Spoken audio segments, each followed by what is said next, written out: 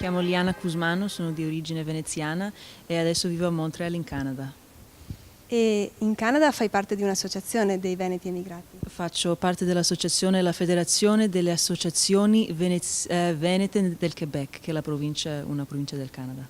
E con queste associazioni organizzate eventi, attività, giusto? Giusto, ogni anno abbiamo il carnevale veneziano e ogni estate abbiamo pure un torneo di calcio, un picnic e ci sono pure magari incontri che andiamo tutti a prendere un caffè assieme e proprio per mantenere il legame con i giovani e quelli i più saggi entro il Canada e l'Italia da dove tutti veniamo.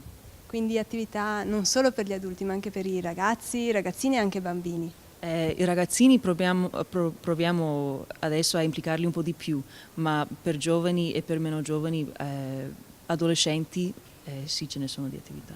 E un tuo commento riguardante questo meeting, la tua esperienza qui?